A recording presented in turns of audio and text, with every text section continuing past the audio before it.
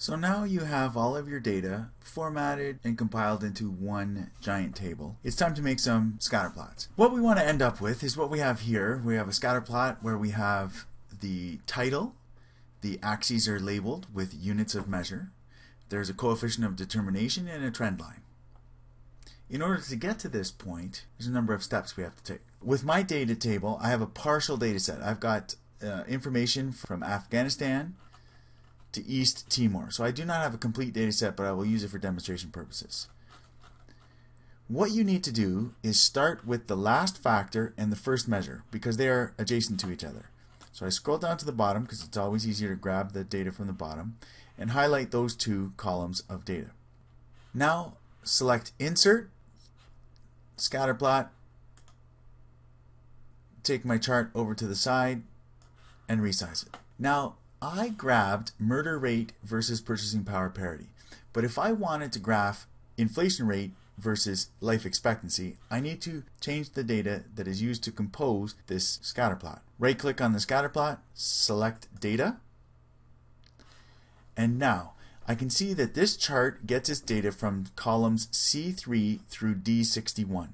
I can select edit and it separates where it pulls that data in by its X values and its Y values. The X values come from column C, the Y values come from column D. First off, let's change the X values from column C. They're currently column D and I want them to be column A. Now I need to highlight all of this, delete it, and select column B.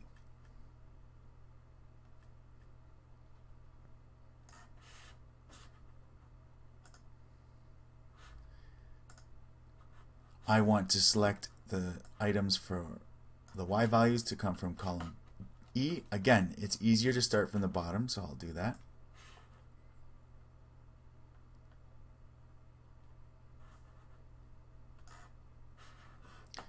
Click OK. OK again. Now here's my data. I do need to format because my points do not occupy most of the plot area, so I will adjust my scales. Since the y-axis has a range from in the mid-30s to the mid-80s,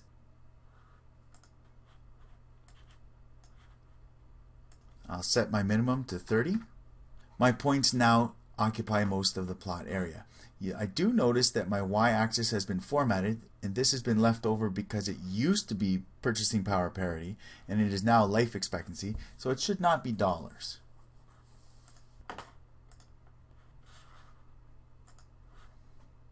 I also note that my points are clustered in this area with one outlier way over here. This point has an inflation rate of 35 and a life expectancy of 64.88. If I am going to remove an outlier from the dataset, I have to find that point in the table and delete it. So here it is. Burma has an inflation rate of 35% with a life expectancy of 64.88. If I delete my data, my points are now much more spread out. That one outlier has been removed and I have a much more accurate picture of the correlation. Now to format. I will first label the axes. From the chart tools, select layout, axis titles, horizontal axis, title below. I must include units in my axis titles.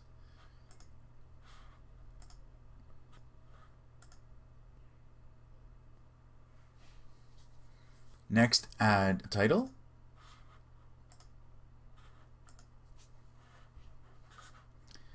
Since this is my first chart, it will be labeled figure 1, the next one will be figure 2, and so on. When you name a chart, you name it using the axis labels Y versus X. Do not include units in the title. Finally, I will add a trend line and include the coefficient of determination. Move that coefficient of determination into a much more reasonable place. When I'm done with my chart, it's time to copy it and paste it into my Word document. So I click on the chart, Control C to copy, start with a blank page in landscape, Control V to insert. I won't worry about the size right now because I need to add Any notes? For this chart, I did remove one outlier. I should note that.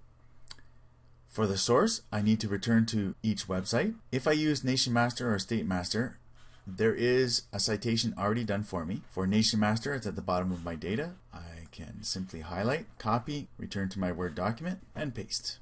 When I get all of my sources for the chart into one location, they often come in with a variety of fonts in different sizes. I don't want this source information to be major distraction on my page, so I will format it. Size 8, size 7 is a good font size. The sources should be in alphabetical order and have a hanging indent. Bold my titles. I can now resize my chart so that it takes most of the printed page. I now have a chart that occupies most of the printed page with a small font for the citation at the bottom. Once you've completed one graph, it's actually very easy to create the other graphs. I can start with this one because it has some of the information already in it. For example, if next I wanted to plot life expectancy versus murder rate, I just have to change the inflation rate to the murder rate.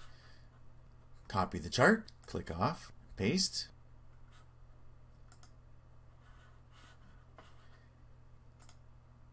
Change the source data.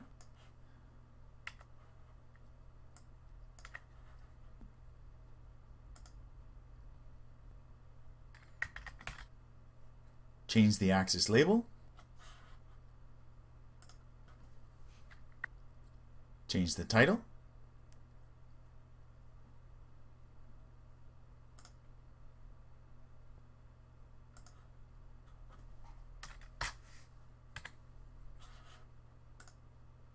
And the coefficient of determination and the trend line have already been updated for me.